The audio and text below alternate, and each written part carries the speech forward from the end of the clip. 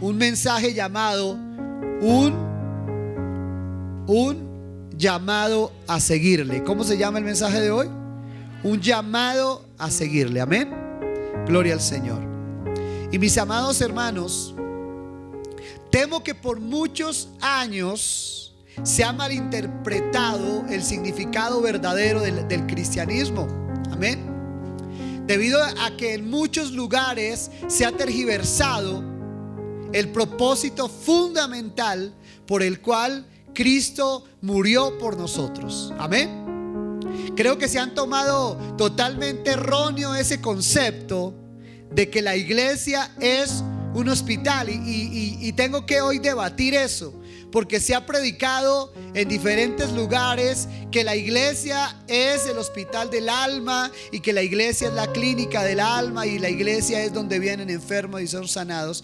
Y yo quiero debatir eso hoy en esta mañana. Quiero que lo pongamos en contexto. Amén. Porque creo que el comparar la iglesia con un hospital desenfoca el verdadero concepto y el verdadero propósito de lo que significa la palabra cristianismo o la palabra evangelio. Amén. Lo digo porque, mis amados hermanos, en un hospital generalmente van las personas que están ¿qué?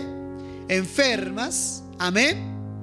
Y van para que les solucionen el problema. Pero si yo les vuelvo a preguntar ¿cuántos quisieran volver a ir al hospital? Yo creo que algunos dirían no. ¿O cuántos les gustaría ir cada 8 días al hospital? Algunos dirían no. Por eso la palabra comparar a la iglesia con un hospital, yo creo que no es una buena comparación. No es una buena comparación, porque en aquel lugar solo va alguien cuando está enfermo, pero al encontrar solución no quiere volver a ir. Amén. Y bueno, otros van porque tal vez quieren que les den una excusa para no ir a trabajar, ¿cierto? Puede ser que otros también utilicen el hospital para que les den una incapacidad para no volver a ¿qué? A ir a trabajar. Pero yo compararía mejor la iglesia con una escuela. Yo compararía la iglesia con un centro educativo, con una escuela. Amén. Que quería comparar, o quiero mejor hacer esa relevancia y decir que la escuela, de la manera como Cristo la propuso más como una ¿qué? Como una escuela.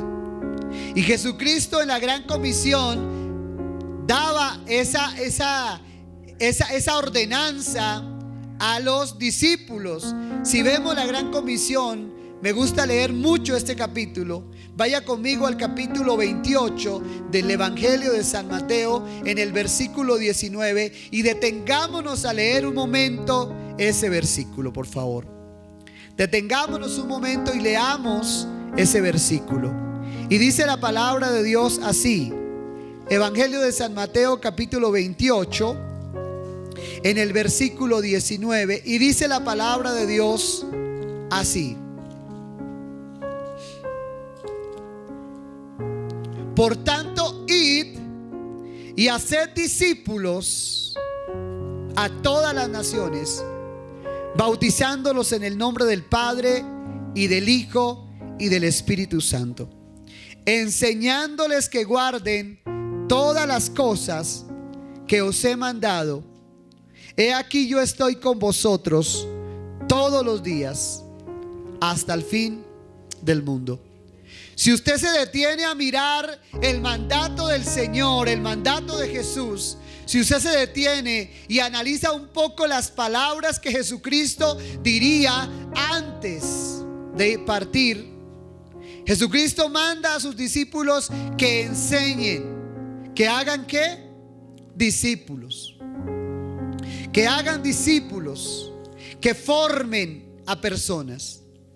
En alguno de los versículos el Señor les dijo, sanen los enfermos si es necesario sanarlos.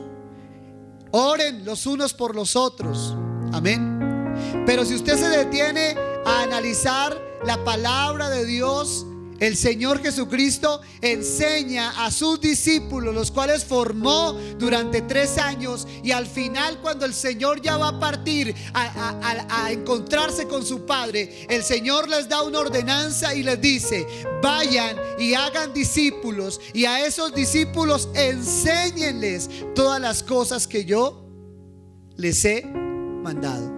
Por tanto, yo estoy con vosotros todos los días hasta el fin del mundo.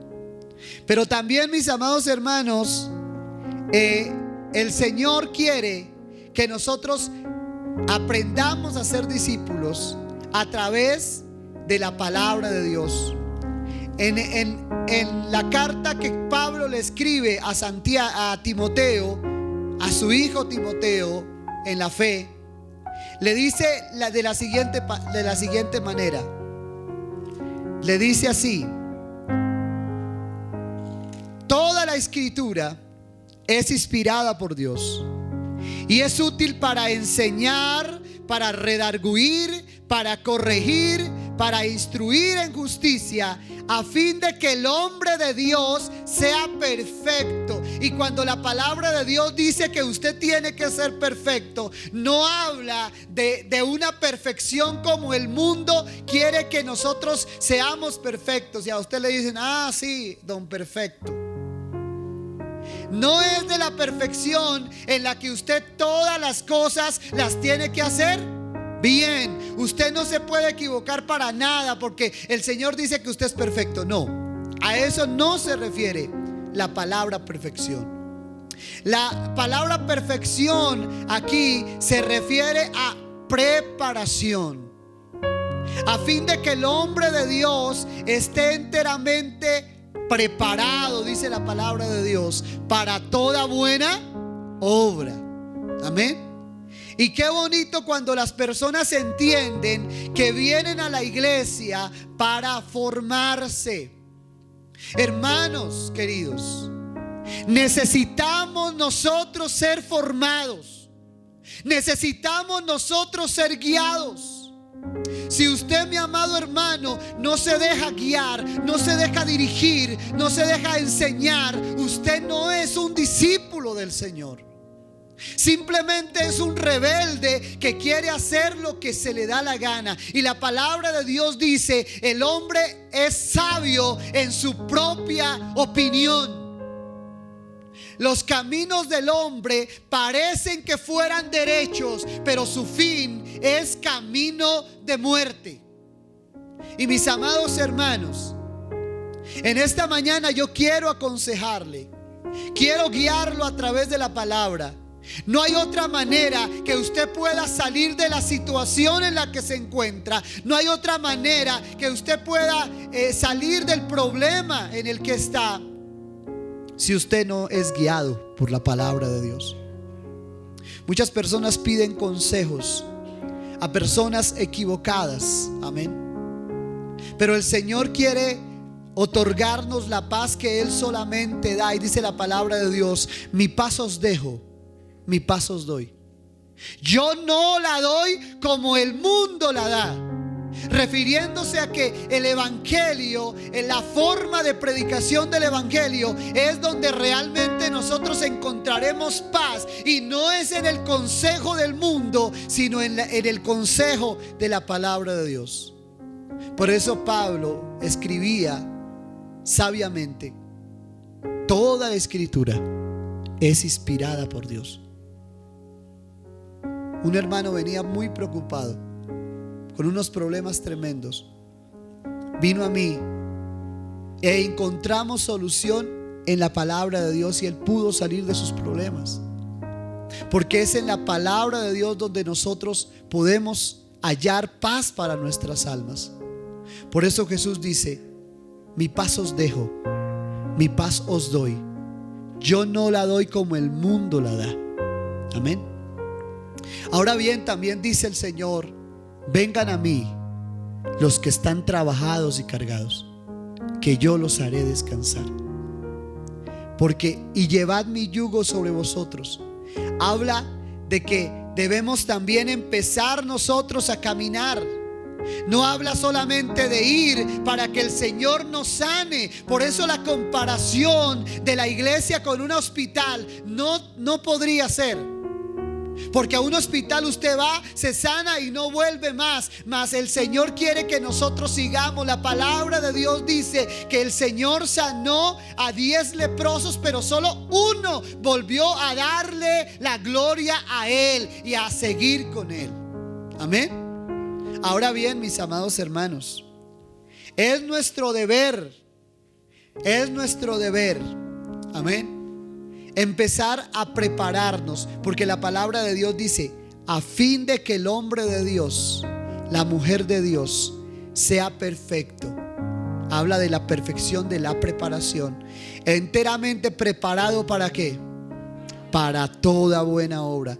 Me siento muy contento, me siento muy feliz, porque en el momento en que el Señor me permite formar esta iglesia, yo no la miro desde el punto de vista que el que manda en esta iglesia soy yo, y el único que predica soy yo, y el único que canta soy yo, y el único que hace todo soy yo, porque nadie más es digno de hacerlo. No, me siento contento porque uno de los objetivos que me he trazado, que ustedes lo saben, es prepararlos a ustedes para que el Señor los use a ustedes también. No solamente a mí, sino a ustedes también. Y me siento muy contento de decir que hoy unos de mis discípulos que fueron formados en este lugar están abriendo una obra en otro lugar, llevando la palabra de Dios. Y un día el Señor también lo usará a usted en cuanto usted se disponga a ser un discípulo de Cristo. Porque el llamado no es solamente para mí, el llamado es para todos. Y por eso la palabra de hoy se titula Un llamado a seguirle. Y es que el Señor no nos llama únicamente a creer en Él. No nos llama únicamente a decir, Señor, yo creo que tú puedes sanarme, y después de que te sane, ¿qué vas a hacer? Señor, yo creo que tú puedes restaurar mi hogar, y después que restaure tu hogar, ¿qué vas a hacer? No, hermanos, el Señor no nos hace un llamado únicamente a creer, sino que a seguirle. Por eso el Señor mismo dice, aquel que quiera ser mi discípulo, tome su cruz y sígame. ¿Cómo es que dice la palabra de Dios? Aquel que quiera ser ¿qué? Mi discípulo, tome su cruz y ¿qué? Y sígame. Tome su cruz y sígame. Y el Señor no está diciendo, espere que todos los problemas se le solucionen para comenzar a seguirme. No, espere que todos los problemas se acaben y ahí sí usted me va a servir. No, el Señor está diciendo, tome su cruz y sígame. Está diciendo, está haciendo un llamado a desafiar su vida, a comenzar a seguir al Señor. Pastor, pero es que en mi casa esto, en mi casa aquello. No importa, siga al Señor. En cierta ocasión llegó un joven delante de la presencia de Jesús y le dijo, Señor, ¿qué he de hacer para alcanzar la vida eterna? El Señor muy serenamente le dijo, cumple los mandamientos. Este joven le dice, Señor, todos los mandamientos los he cumplido desde el principio. Desde que era niño he cumplido los mandamientos. Y el Señor le dice, muy bien que has hecho eso. Ahora vende lo que tienes y dáselo a los pobres, y ven y sígueme. Y dice que él agachó la cabeza y se fue triste porque lo que tenía era mucho. Y luego el Señor da una palabra tremenda y dice, qué difícil es entrar un rico al reino de los cielos. Es más fácil que entre un camello por el ojo de una aguja que un rico al reino de los cielos. Refiriéndose, mis amados hermanos, que muchas cosas nos atan, que muchas cosas nos detienen en este mundo y nos impiden seguir verdaderamente al Señor. Cuando se habla, mis amados hermanos, de seguir al Señor, se habla de que demos un paso, de que empecemos, de que nos esforcemos un poco más, mucho más allá de venir un simple domingo a la iglesia o un miércoles a la iglesia. Es empezar a hacer algo más. Amén. El Señor nos llama a que hagamos algo más, que vayamos un poco más. Y les hablo de una cosa, mis amados hermanos, y es que muchos no lo hacen porque alguien me dijo un día: pastor, es que yo no quiero comprometerme mucho, la verdad. Pastor, es que yo tengo mucho que hacer y yo no quiero ¿qué? Comprometerme mucho. Y la verdad, mis amados hermanos, yo no sé si usted ha escuchado alguna vez la frase: no está en la Biblia. Así que no la podemos decir que la Biblia dice, porque se ha utilizado mal. Pero usted ha escuchado la frase: ayúdate que yo te ayudaré. No es una frase que esté en la Biblia. En realidad eso no funciona así. Amén. En realidad lo único que podemos decir es que nosotros debemos poner de nuestra parte también. Mire, de nada sirve, mis amados hermanos, que yo me acerque a ustedes y les dé consejos, pero usted no tome decisiones radicales en su vida. Yo les he dicho acá en la iglesia, y me disculpan si lo vuelvo a repetir: ¿qué te impide servirle al Señor? Y si no te has casado, cásate. Porque si como estás viviendo te impide servirle al Señor, tienes que quitar todo lo que te impide servirle al Señor. Y después de que tú le empieces a servir al Señor, dice la palabra, estas bendiciones seguirán a los que creen.